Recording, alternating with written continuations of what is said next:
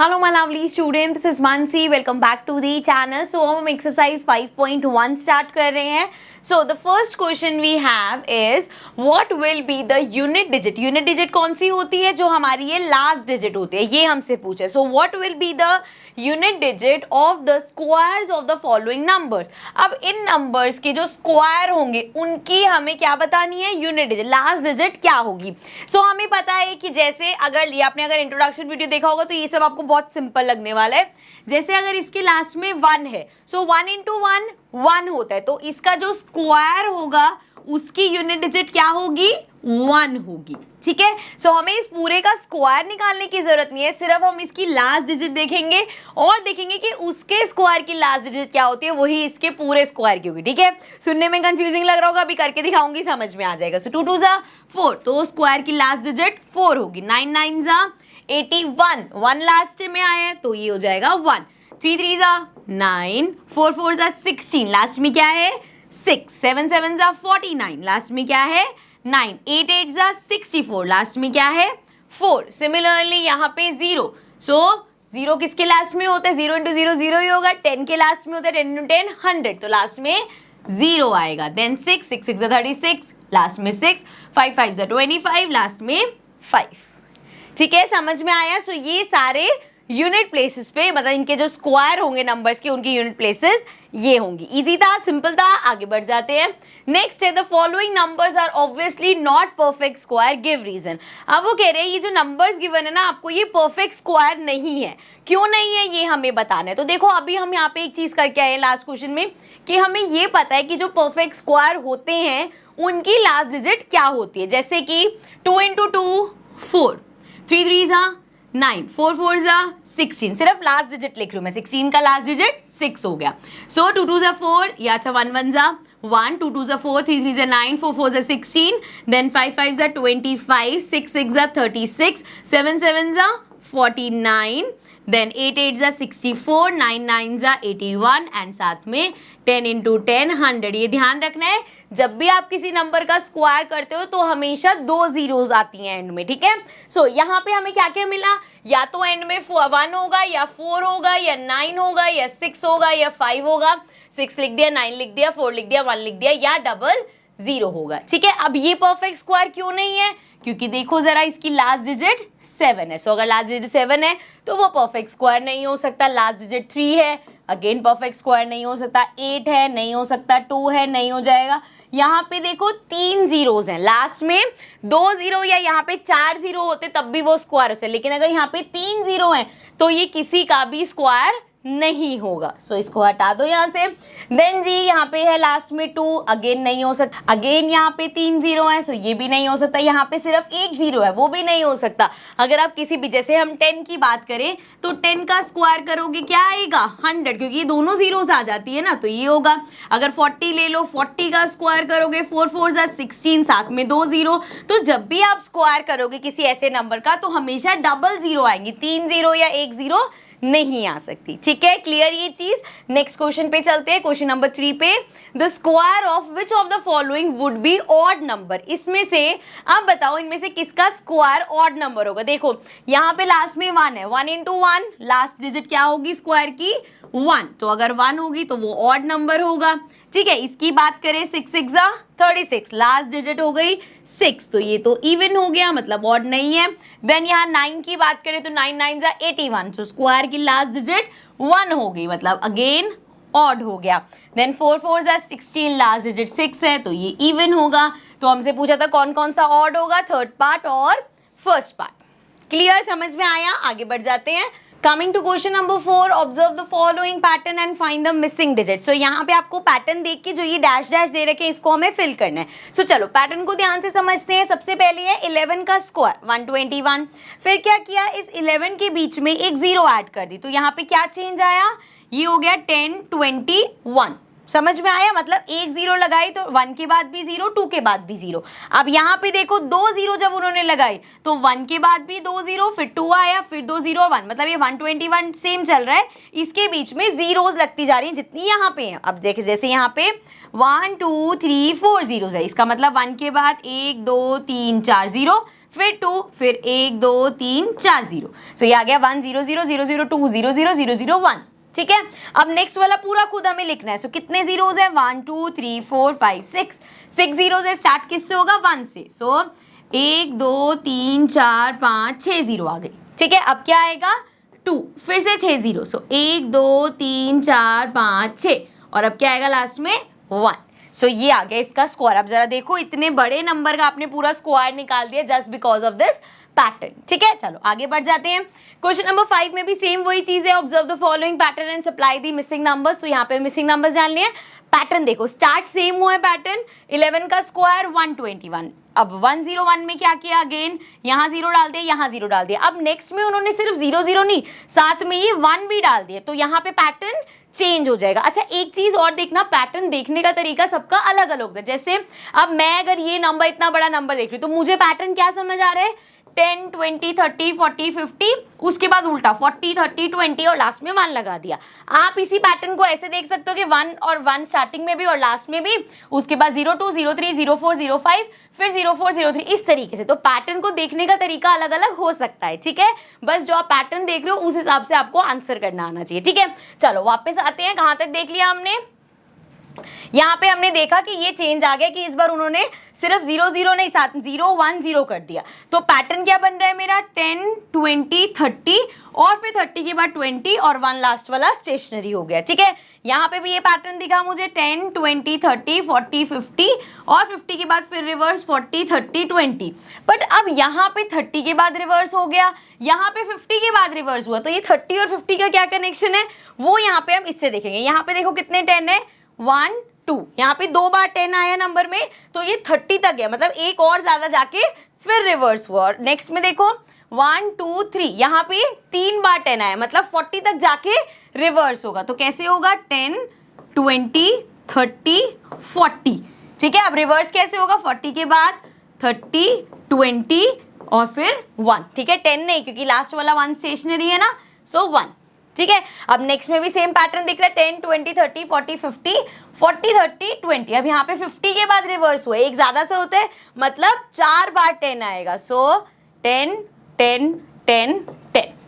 ठीक है, सो इस तरीके से आप कर सकते हो। बस पैटर्न अलग अलग हो सकते हैं, ऐसा नहीं है जो पैटर्न मैं दिखा रही हूँ वही आपको लगे कि यार ये हमारे दिमाग में तो आया नहीं, आपका पैटर्न भी सही हो सकता है। ठीक है, बस ये ध्यान रखना, एक जगह अगर वो यहाँ अप्लाई हो रहा है तो वही पैटर्न यहाँ भी होना चाहिए और इन सब नंबर्स में भी होना चाहिए। क्लियर? चलो नेक्स्ट क्वेश्चन पे चलते हैं। क्वेश्चन नंबर 6 है हमारे पास।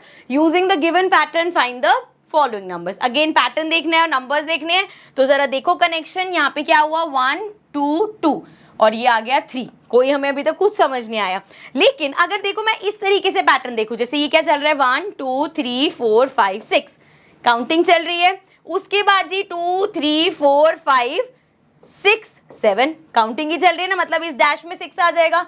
अच्छा मैं ये रब कर देती हूँ ताकि कंफ्यूजन ना हो लाइंस देख के। सो हमने जब इस तरीके से इस पैटर्न को ऐसे करके देखा तो वी रियलाइज कि 1 2 3 4 5 6 7 6 तक, और फिर 2 3 4 5 यहाँ पे 6 आना चाहिए, फिर ये 7, पूरा पैटर्न कंप्लीट हो जाएगा। अब यही अगर मैं नेक्स्ट पे चलूँ तो ये है 2 6 12 फिर डैश फिर 30 फिर डैश। तो पैटर्न कैसे देखें? यहाँ पे नहीं समझ में आया।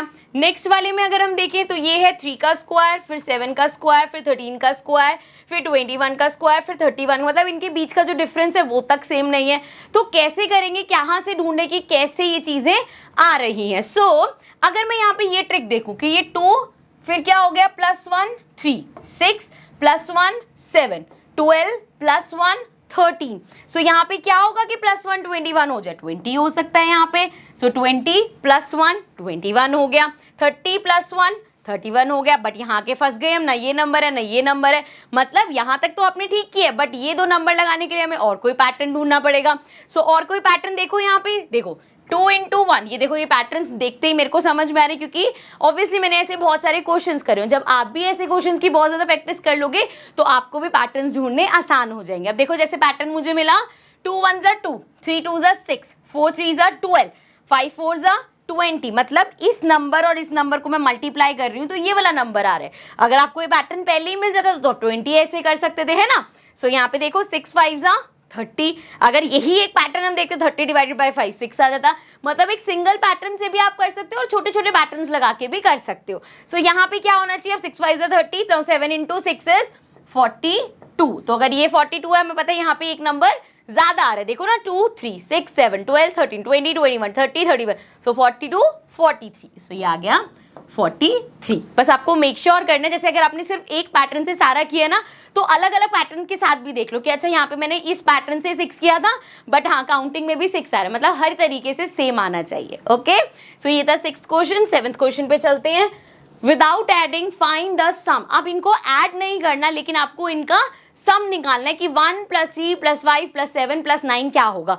अगर आपको याद होगा, जब हमने चैप्टर का इंट्रोडक्शन किया था तो वहां पे हमने कुछ पैटर्न्स, कुछ प्रॉपर्टीज देखी थी। यहाँ पे वही चीज हो रही है, 1 से स्टार्ट हो रहा है और ऑड नंबर्स ऐड हो रहे हैं। जैसे 1 से अगला ऑड नंबर 3, उसके बाद 5, उसके बाद 7, उसके बाद 9, और नीचे भी 9 के बाद 11 13, और इस तरीके से बढ़ रहे। तो उसमें हमने प्रॉपर्टी में क्या देखा था, वी सॉ दैट कि अगर ऑड कॉन्सिक्यूटिव नंबर 1 से स्टार्ट कर रहे हो और ऑड कॉन्सिक्यूटिव नंबर को अगर आप प्लस कर रहे हो, तो यहाँ पे जितने n नंबर्स है ना, जैसे यहाँ पे 1 2 3 4 5 नंबर है, सो ये इक्वल होगा 5 के स्क्वायर के। समझ में आया? नेक्स्ट में देखो 1 2 3 4 5 6 7 8 9 10 नंबर्स है, तो मतलब ये 10 के स्क्वायर के इक्वल होगा। और ये लिखना तो आसान है ना, 5 का स्क्वायर 25, 10 का स्क्वायर 100, मतलब इन सबको प्लस करके 100 आएगा। नेक्स्ट में देखो 1 2 3 4 5 6 7 8 9 10 11 12, सो ये टोटल 12 डिजिट्स हैं। सो 12 का स्क्वायर 144, मतलब इसको प्लस करके 144 आएगा। क्लियर, समझ में आया? चलो नेक्स्ट क्वेश्चन पे चलते हैं। 8th क्वेश्चन है हमारे पास, express 49 as the sum of 7 odd numbers. Same जो अभी हम करके आए हैं, सेम यहाँ पे वही चीज करनी है। अब बस थोड़ा उल्टा हो गया। 49 का मतलब क्या है, 49 किसका होता है, 7 का स्क्वायर, तो मतलब 7 ऑड डिजिट चलेंगी 1 से। सो 1, उसके बाद 3, फिर 4 गया 5, 6 गया 7, 8 गया 9, 10 गया 11 और 12 गया 13। एक बार काउंट कर लेते हैं, 1 2 3 4 5 6 7 तक दिखाना था। तो मतलब इस तरीके से आप लिख सकते हो, इसको प्लस करोगे तो वो 7 का स्क्वायर मतलब 49 आएगा। I hope this is clear. Second part देख लो। सेकेंड पार्ट में भी सेम चीज करनी है, बट 121 के साथ। तो 121 किसका होता है, 11 का स्क्वायर होता है। तो 7 तक तो 13 ही सेम लिख लेते हैं। 1 3 5 6 गया 7, 8 गया 9, 10 गया 11, 12 गया 13, तो ये हो गई 7 डिजिट्स। कितनी डिजिट्स करनी है अब हमें, 11। तो 7 13 के बाद 14 गया 15, 16 गया 17, सो 7 8 9 फिर 10 और एक और 21। काउंट कर लो, 1 2 3 4 5 6 7 8 9 10 11 डिजिट्स। सो इन सब का जो सम है वो इक्वल होगा 11 के स्क्वायर, या हम बोल सकते हैं 121 के। ठीक है, इस क्वेश्चन और लास्ट क्वेश्चन सेम था, बट उसमें इस तरीके से दे रखा था, आपको ये निकालना था। अब ये दे रखा है आपको ऑड नंबर्स बताने, तो ये 11 ऑड नंबर्स है जिसको प्लस करके 121 आएगा, और ये वाले 7 ऑड नंबर्स है जिसको प्लस करके 49 आएगा। बस ध्यान ये रखना, सिर्फ कॉन्जिक्यूटिव ऑड नंबर नहीं, स्टार्ट 1 से होना चाहिए। ओके, चलो लास्ट क्वेश्चन पे आ जाते हैं एक्सरसाइज के। Question number 9, how many numbers lie between squares of the following number. अब वो कह रहे हैं जैसे 12 और 13 है, तो इसके बीच में इनके जो स्क्वायर होंगे, इनके बीच में नहीं, बेसिकली 12 का स्क्वायर 144 एंड 13 का स्क्वायर 169। सो इस 144 और 169 के बीच में कितने नंबर लाई करेंगे ये हमें बताना है। सो इसके लिए भी हमने एक प्रॉपर्टी करी थी कि अगर आपके पास n और n+1 है, ये दो नंबर्स है, जैसे दो नंबर n और n+1 मतलब दो कॉन्जिक्यूटिव नंबर है। जैसे 12 और 13 को I can write it as 12 और 12+1, सो एक नंबर हो गया 12 और एक नंबर हो गया 12+1 मतलब 13। सो अगर n और n+1 इन दो नंबर्स है, ये दो नंबर है, इनके स्क्वायर के बीच में 2n नॉन परफेक्ट स्क्वायर होते हैं। देखो अगर आपको ये सब चीजें नहीं लग रही है तो please go and watch the introduction video. Introduction में एक एक प्रॉपर्टी को हमने एग्जांपल्स लेके समझा था। ठीक है, मैंने कहा था एक्सरसाइज में इस टाइप के क्वेश्चन आएंगे। सो अभी आपको बहुत नई चीज लग सकती है, बट हम जब इंट्रो कर रहे थे तो हमें ऐसा लगा था कि बहुत सिंपल चीजें हैं। ठीक है, तो आप इंट्रो वाली वीडियो देखना। सो चलो अभी के लिए यहाँ पे देखते हैं सिंपल वर्ड्स में, अगर आपके पास दो कॉन्जिक्यूटिव नंबर है जैसे 25 26 99 100, सो इनके स्क्वायर के बीच में कितने नॉन परफेक्ट स्क्वायर्स होते हैं, कितने नॉन परफेक्ट स्क्वायर नंबर होते हैं, 2 n, और जिसमें से n क्या होगा, ये पहले वाला नंबर, ठीक है। तो चलो जरा करके देखते हैं। यहाँ पे अगर n क्या है 12, ठीक है, ये सिर्फ मैंने आपको बताने के लिए किया था कि हमें स्क्वायर के, ऐसा नहीं बताना 12 और 13 के बीच में नंबर्स, क्योंकि वो पॉसिबल ही नहीं है, इन दोनों के स्क्वायर के बीच में नंबर्स बताने। सो 12 और 13 के बीच में कितने होंगे, यहाँ पे n क्या हो गया 12, सो 2n करना है हमें, मतलब 2 इंटू 12, सो 2 इंटू 12 इज 24, ठीक है। तो मतलब इन दोनों के स्क्वायर के बीच में 24 ऐसे नंबर आएंगे जो कि परफेक्ट स्क्वायर नहीं है, सिंपल कहते हो, जो इनके बीच में 24 नंबर्स आएंगे। अब यहाँ पे चलो 25 और 26 के बीच में, सो 2n, n क्या है 25, सो 2 इंटू 25 विच इज 50, सो ये हो जाएगा 50। तो मतलब 25 के स्क्वायर और 26 के स्क्वायर के बीच में 50 नंबर्स आएंगे। देन 9900, n क्या हो गया हमारा 99, हमें निकालना है 2n, सो वो जाएगा 99 इंटू 2, मल्टीप्लाई कर लो, 9 इंटू 2 18, 9 2 18 प्लस 1 19, सो 198 नंबर्स आएंगे इन दोनों के बीच में, मतलब इन दोनों के स्क्वायर के बीच में। ओके, सो ये थी हमारी एक्सरसाइज 5.1, सिंपल सी एक्सरसाइज थी, बट अगेन प्रॉपर्टीज पता होंगी, पैटर्न समझ में आ रहे होंगे तो इजी लगेगी, वरना लगेगा बड़ी डिफिकल्ट, हमारी ये बड़ी डिफिकल्ट एक्सरसाइज है, बट ऐसा नहीं है। प्लीज इंट्रोडक्शन की वीडियोस देखा करो, क्योंकि उसमें आपको कंसेप्ट समझ में आते हैं, कंसेप्ट समझ में जब आ जाएंगे तो आपके लिए एक्सरसाइजेस करनी इजी हो जाती है, ये बात मैं हमेशा आपको बोलती हूँ। Okay, so now I see you in the next video with exercise 5.2, so till then take care and bye bye.